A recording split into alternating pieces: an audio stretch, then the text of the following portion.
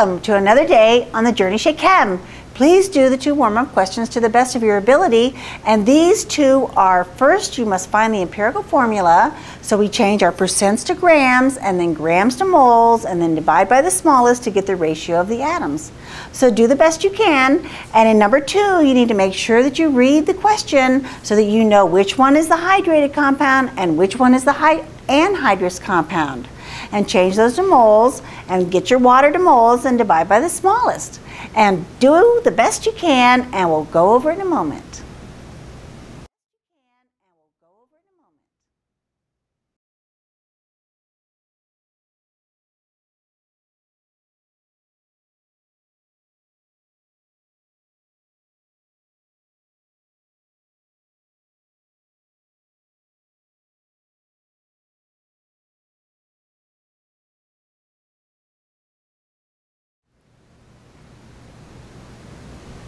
In number 1, we are assuming that we have 100%, and therefore 100% would be 100 grams.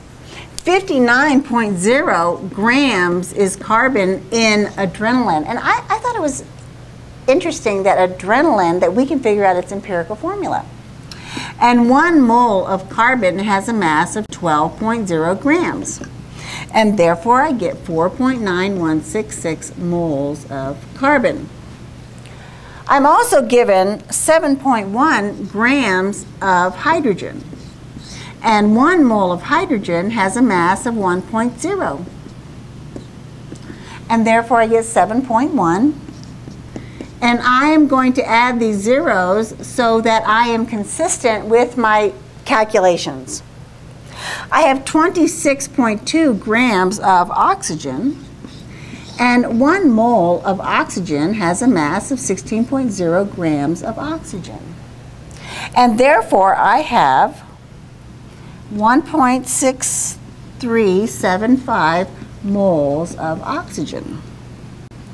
Now, in order to get the amount of nitrogen, I must add up these numbers. 59, 7.1, 26.2, and when I add them up, I get 92.3 grams that are taken care of. I have 100 grams, and therefore I have a remaining of 7.7 grams of nitrogen.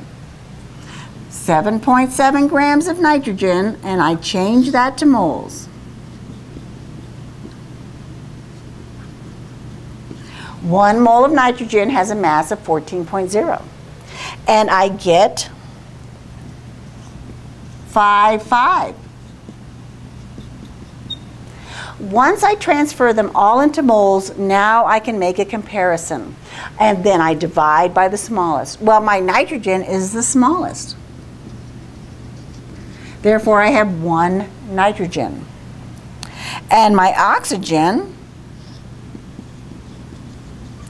I have 2.9. And my hydrogen, I have 12.9. And my carbon, I have 8.9.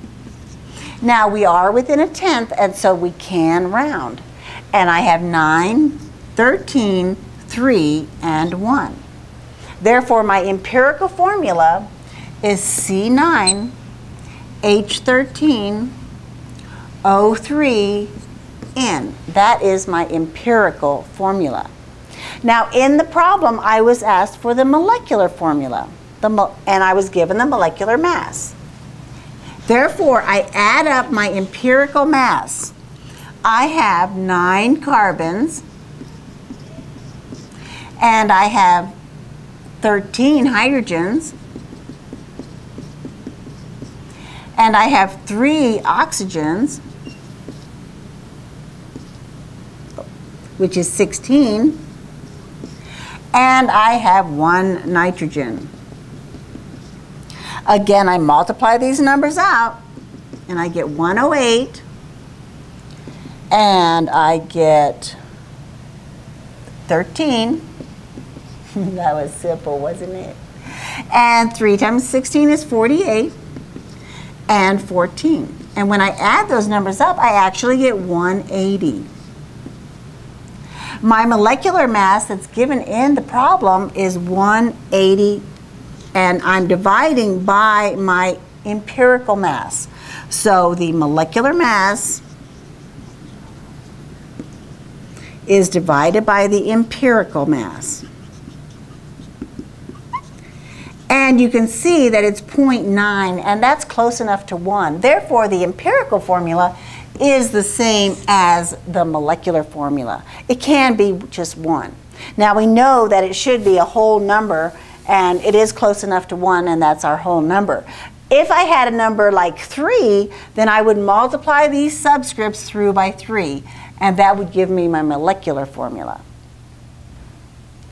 And that's how we do number 1.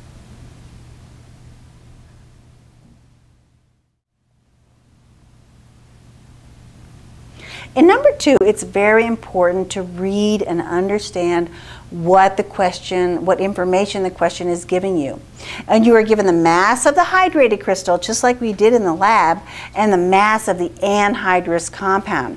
The anhydrous compound is the one that we're interested in because that's the one that we can change to grams per mole, because we don't know how much water is in that compound.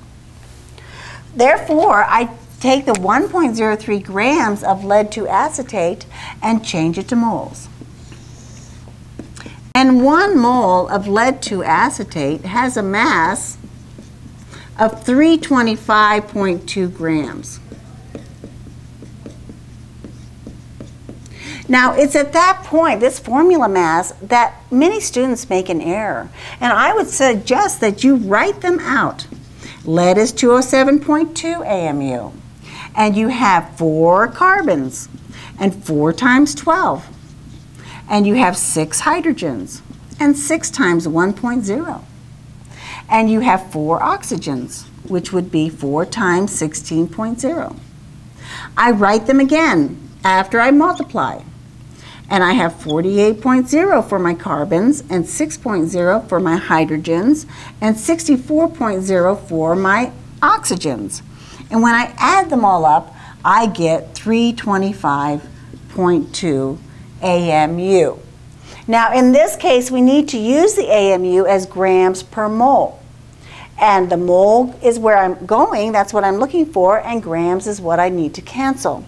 And therefore, I get 0.003167 moles of the lead-2 acetate. Now, at this point, I need to figure out how much water I have. Well, it told me in the problem that I had a sample that was 1.21 grams. And also that I had 1.03 grams of the anhydrous compound. Therefore, that is remaining 18.18 grams of water. And then I take that grams of water and change them to moles.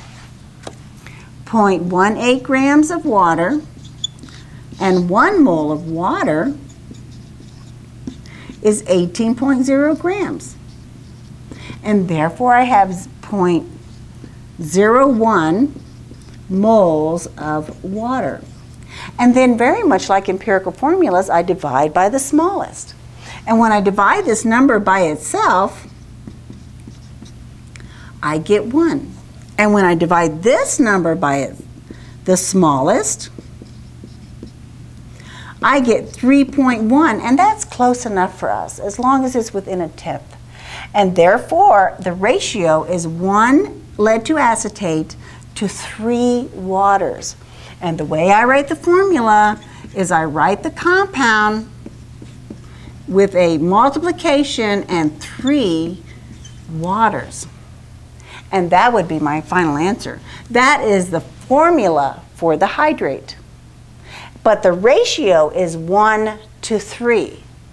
So it's very important to understand the terminology. And that's number 2.